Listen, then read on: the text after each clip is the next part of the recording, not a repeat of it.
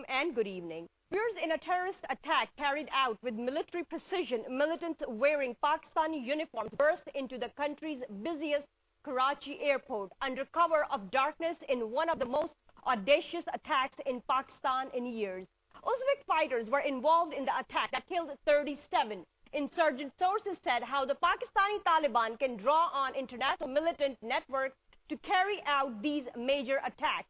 The militants failed in its main objective to hijack an aircraft and hold its passengers hostage, but the attack extinguished a peace process and raised several questions about how the Taliban were able to penetrate the airport serving Pakistan's economic hub.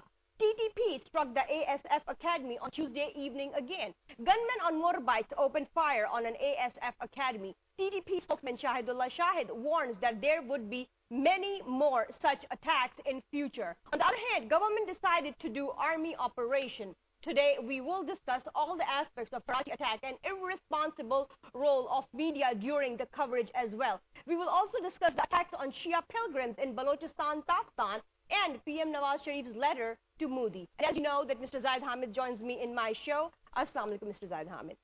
Mr. Zaid Haimd, as you saw this week, the attacks on Karachi, not once, but twice, and then the terrorists, they were Uzbeks. How do you see this tragedy happening in our country? But before I get your answer, let's have a look at the report on these attacks, and then we will start our discussion. On 8 June 2014, turned heavily on militant attacked Jinnah International Airport in Karachi. 36 people were killed, including 10 attackers, and at least 18 persons were wounded.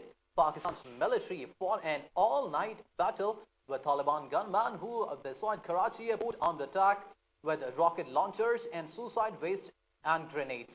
Several made in India injection spectorate have also been recovered from the militants during a search operation at Karachi airport.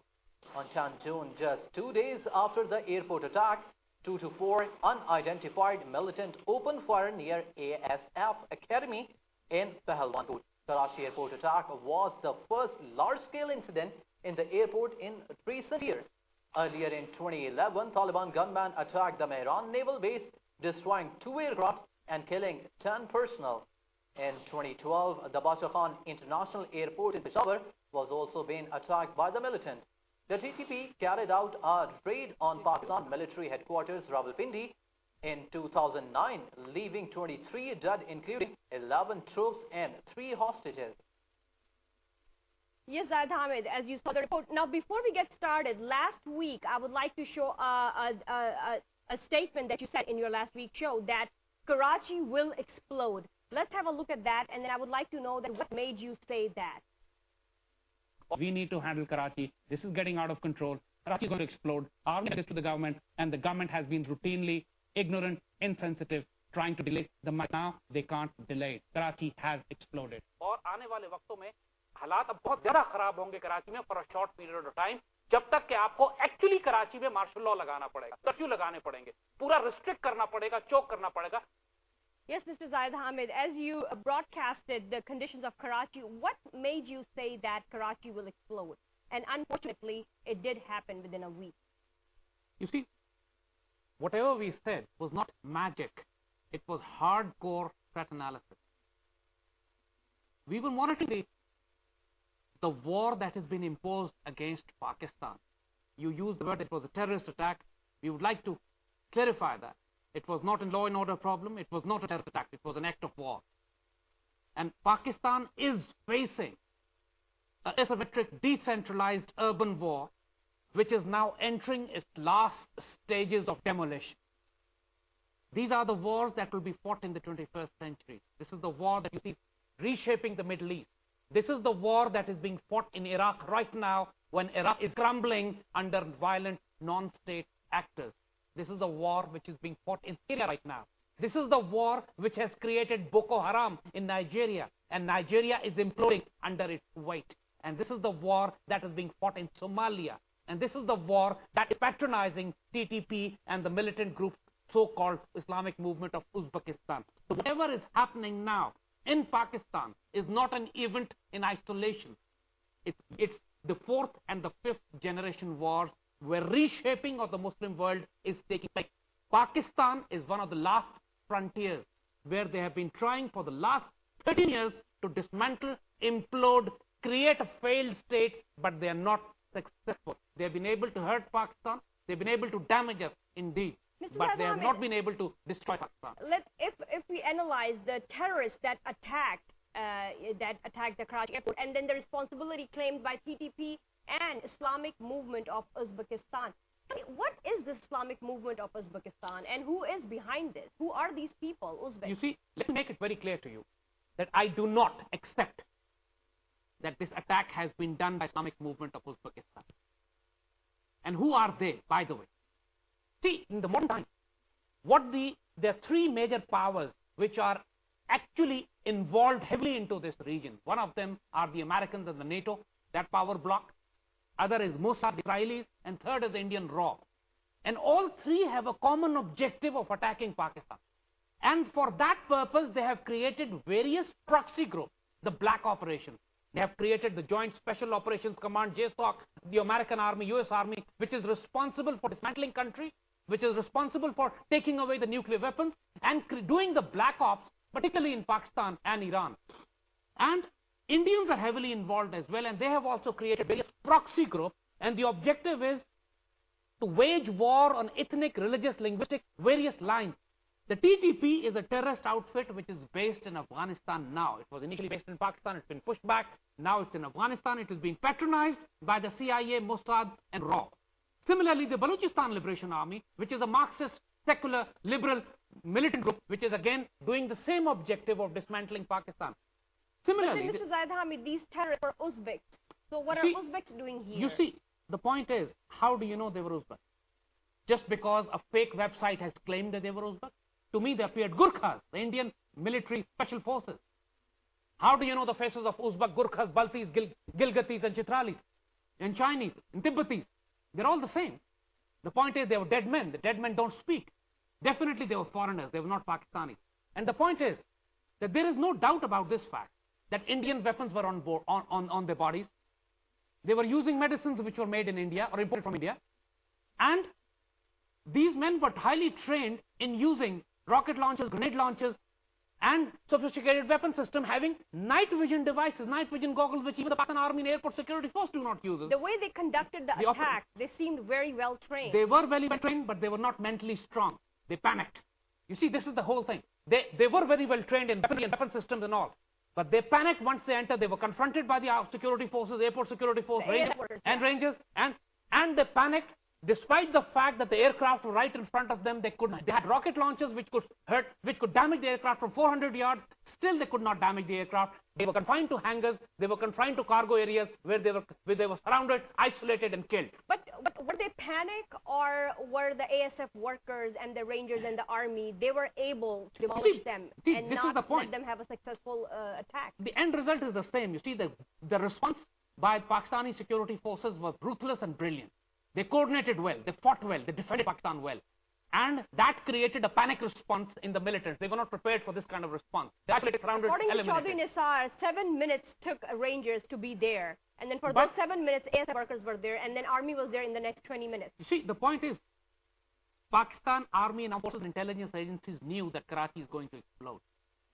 And again, the analysis that we had done also was being listened to by Pakistani armed forces. And people knew that something big is going to happen in Karachi. In fact, it has begun now. You will see more attacks like this in Karachi.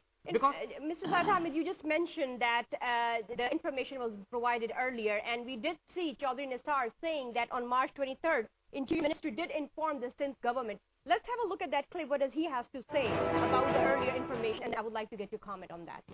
एक channel ने कहा कि 10 नहीं 30 लोग अंदर दाखिल हुए हैं, मगर जो एक खसूसी रिपोर्ट मार्च में मिनिस्ट्री ऑफ इंटीरियर ने सिंध को भेजी, उसमें वाज़िया तौर पर वो भी रिकॉर्ड पे है, निशानदेही की गई कि ये जो गेट है जिससे मेजर हमला हुआ, ये सिक्योरिटी रिस्क है और इस पे फौरी तौर पर ये मार्च में भेजी गई। अब ये तो बात रिकॉर्ड पे हो गई। अब हर एक को अपनी उन जिम्मेवारियों से औहदा बरा होना चाहिए। किसकी क्या जिम्मेवारी है, बजाय इसके कि उसको बताया जाए, उसको खुद एहसास होना चाहिए और अपनी जिम्मेवारी एक तरफ और दूसरों पर उंगली उठाना, खुदा के लिए इन आदतों से बाज आए।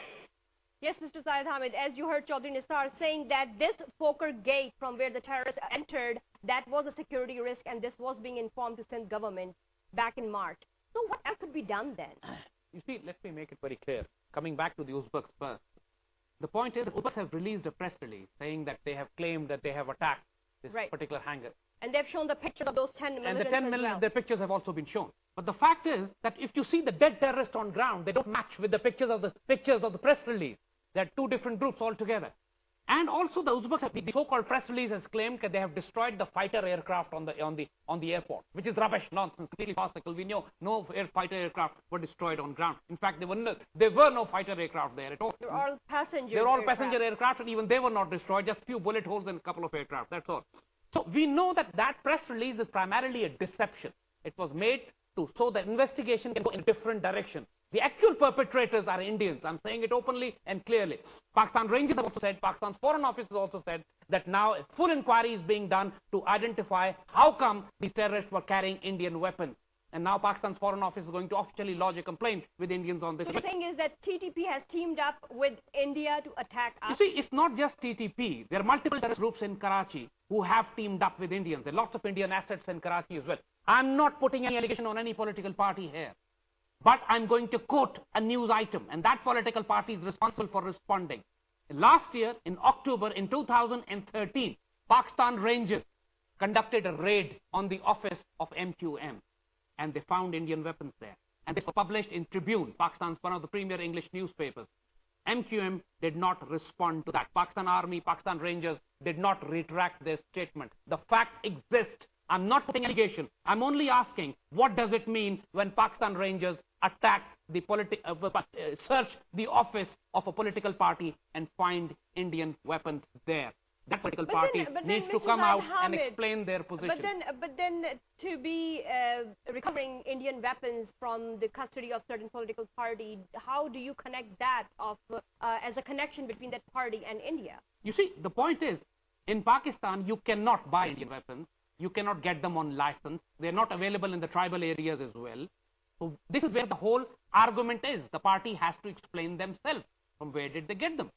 And the same weapons were used in the airport attack as well. But then why are you talking about Indian weapons being found with MQM in their office, and then now Indian weapons being used by these militants in these attacks? The point is, the point is, connection in the point is, this is where the investigation has to be done. Dots have to be connected.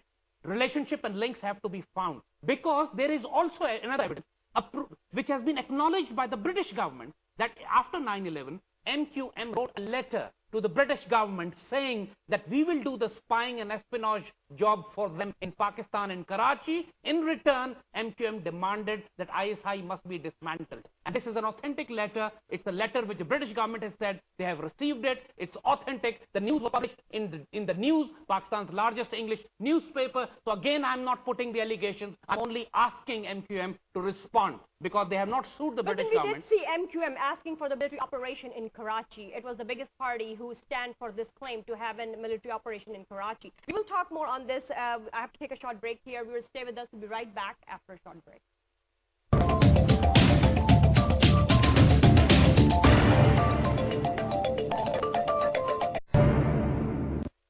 We're talking about the Karachi airport attacks. Now that brings up a lot of questions. Who is the Islamic movement of Uzbekistan? Who is behind this movement? And then how come the non-state actors are getting very active within the Pakistan scenarios? Mr. Zaid Haimd, before going on a break, we were saying different aspects of this attack. The weaponry that's been found in this attack that was used by those was the Indian weaponry. Now, how can we connect India with just the weapons being found? You see, the point is that Pakistan knows this for sure, that all militant organizations in Pakistan are being funded by the Indians from Afghanistan. It is not just insurgents, urban insurgents in Karachi, it's the TTP. And otherwise, how do you explain these militant organizations getting massive amount of weaponry? Which country is supporting? There is some kind who's supporting and giving weapons to these militant organizations. Let me ask you a question. Then let's open the. Who are the countries who could be funding? In Afghanistan, how many countries are there? Either US, either it's NATO, either it's the Afghan army or the Indians. Afghan army are dependent on food supply, on the food support and weapon support from the US and the NATO. So they're not the main culprit. But definitely the heavy presence of Indians in Afghanistan, support to the militant groups. We know that they are supporting the Balochistan Liberation Army and the TTP and the strong assets in Karachi but as well. Mr. Zaid Haimd, we would like to show you a clip of Joe Biden's speech 2009 on which he's discussing on the war strategies, and then I would like to get your comment on that. Security Advisor to the President of the United States. There was a particularly difficult mission playing out that had to be accomplished, and it was a black ops operation, and one of the other guy's uniform said, "I don't know that's possible." Literally, "I don't know that's possible," he said. And Mullen, who was an even-handed guy about all the services, even though he's Navy, he looked at, "Hell, these are SEALs. They can do anything." And so you guys who are starting, I guess you're starting as of Monday they started, don't quit. Don't quit. We need you. We need you. Because the wars we're going to be fighting, fathers and grandfathers' wars, this idea of being able to wage two major wars on either side of the world, we still got to be prepared. The matter is, the wars of the 21st century are going to be wars based on wars based on failed states, wars based on the consequence of terrorism and the availability of means that never existed in all of history for terrorists to be able to have access to. And so, folks, it's you guys we're looking to. It's you guys who put your ass on the line and wait that nobody else no one else does, except what you're doing. And I'm probably in trouble if the press is here, but the fact of the matter is, we need you badly. We need you badly. And you know what? We have no right to expect of you what you're ready to do. We have no right to ask it of you. But I assure you, I guarantee you that we appreciate it. Because, you know, the truth of the matter is, we're going to look back, and you're going to look back when you're my age. And the history of the journey of this country is going to be written by whether or not that you're about to perform it. Yes, Mr. Zaid Haimd, as you heard Joe Biden saying the war strategy of the 21st century, and he just explained simple steps. Number one, to create chaos in the country, to make them a failed state. Third, let terrorists get access to their main prime department. Fourth, to take over after all this. So who is behind all this? This is exactly what we've been telling you. Joe Biden made it very simple for us. They create chaos. In every country, they want to dismantle. And to create chaos, they also use the word black ops, black operations. Operations supporting insurgent groups, supporting Joint Special Operations Command, supporting TTP, supporting BLA, supporting militant terrorists with the political parties, creating Boko Haram, creating ISIS of Iraq, creating the army. This is called black ops, creating chaos. And once the chaos is created, you create a failed state out of it. And once the failed state is created, and you create a perception that Pakistan's nuclear weapon to fall into the hands of the terrorists, and then you move in to secure the country. Mr. Zaid Haimd, we are seeing states getting failed around us, like in Iraq, the second capital city has been taken over. Syria is in front of you. Now, as Pakistan, we saw these attacks happening. What should be done? We do owe responsibility to these chaotic conditions at our security forces, on ourselves first. Let me first give hope to Pakistani nation and give a message to our enemy. Pakistan is here to stay. We are a hard country. We are a solid country. Our armed forces are united. And Pakistan is the only country in the region we are actually winning the battle. Biden is losing in Pakistan. But Mr. Zaid Haimd, is Pakistan going to stay as a headless state or as a strong state? You see, despite the fact that we have no government in the center, despite the fact that we have institutional clash in Pakistan, despite the fact that we have a collapsing economy and a corrupt, incompetent government in the middle, the fact of the matter is Pakistan stands united today because of the Pakistani armed forces and the ISI. The sacrifices that our armed forces are giving. Iraqi army does not exist. It's crumbling under the pressures which are approaching. Syrian army has crumbled. Libyan army crumbled. Nigerian army controlled. Somalian doesn't even exist. Iraqi and Afghan army would crumble once the Americans and NATO leave. It's only the Pakistan army which is keeping Pakistan united and strong and defending. And this is the factor that we are saying. For Pakistanis... But Mr. Zaid Haimd, you talked about the armies of Pakistan which stays united. So far we are seeing it united. And inshallah, we pray that they stay. The leadership, the political leadership, if you observe them, the federal and the provincial governments, why are they in head-to-head wars with each other, even on these Karachi airport attacks as well? You see, this is the problem, that the leadership is so myopic, so pygmy, so stupid. They can't even tell the difference between a law and order problem, terrorism, or a war on nation. They are still in denial. They can't accept what you just heard from Joe Biden. They can't accept that in Pakistan, the final stages of the war of annihilation has been launched by the enemy. A different story, that they are failing. In Pakistan, we are gaining ground. We have defeated the TTP. They can do explosions. They can attack few airports or few places, but they cannot overrun the country as they are in Iraq right now, or probably overrunning Syria right now. In Pakistan, the fact of the matter is, especially in Karachi, just recently, a couple of days back, Pakistan Army has a very core commanders, formation commanders conference. And in that army was resolute that we are going to take the militants head on, and their bases anywhere in Pakistan will be crushed by force. And Army are going to be very ruthless now. They are going to bypass the government, because the government is a bunch of morons. They can't even what to do with the militants. The army will take the matters into its own hands now. But that is about the tribal area. Let us see what Rahman Malik has to say about these Karachi attacks and the federal and government sectors. पे बहुत ही वो negativity लाने की कोशिश की गई, लेकिन हमको बावर कर दूं कि कराची एयरपोर्ट क्या पाकिस्तान के सारे एयरपोर्ट जो हैं वो फुल टेरिटरी डिक्लेयर्ड इलाके हैं। कराची में जितनी मर्जी ऑपरेशंस करते रहे, लेकिन मालाकाट स्वाद सप्लाई हो रही है, या नॉर्थ वजीरिस्तान, साउथ वजीरिस्तान जहां से इनकी सप्लाई हो रही है, या साउथ से यहाँ लश्कर जंग भी बैठा हुआ है, या वो जंग के वो ठिकाने जहां पे आज तक अमल नहीं हुआ। मैं ये समझता हूँ कि सारे अमल को रोकने के लिए कार्रवाई नहायत जरूरी होगी। मुज़ाकरात के लिए आगे बढ़ने की गुंजाइश नहीं है। अब एक ही चीज है, वो है ऑपरेशन, और वो है action against the terrorist with firm hand. Yes, Mr. Zaid Haimd, as you saw Rahman Malik saying that all airport security is the responsibility of federal. And we heard Chaudhry Nisar saying that federal informed, the Interior Ministry already informed Sindh on March 23rd about this security lapse. So who is to be blamed too? The government, the federal and the provincial, the entire political setup, democracy has to be blamed, and the media has to be blamed as well. The fact is that if the provincial government has not responded to the threat alert, why did government stay silent? But the blind, couldn't they see the provincial government has not taken enough security precautions? They're forceful on them. Whatever the federal government wants, they get it achieved, they get it done. When they want it, why in this case, when the existential matter of life and death for Pakistan was involved, they was complacent. When they saw the provincial government has not done it, and we know the provincial government is corrupt and involved in terrorism in Karachi. It consists of the political parties who are no terrorist gangs. All the urban war in Karachi is being done by the political government of Sindh. All the component members are involved in having various terrorist gangs on the city. They're responsible for death and destruction on the streets of Karachi. So how would we expect them to protect Pakistan strategically? And this is what we are saying, especially when they have a track record of sending letters to the British government demanding dismantling of army and ISI. And these are acts of treason, if I properly say that. The fact of the matter is, this matter cannot be left to the provincial government now. Provincial government of Sindh need to be sacked. Army need to take over Karachi completely. And then the filth. Political governments can't do that.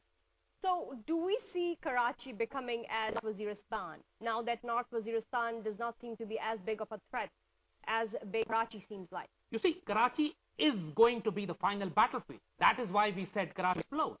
And that is why we did the assessment that while army is gaining ground in the tribal areas in Balochistan, it is Karachi where army has not gone in.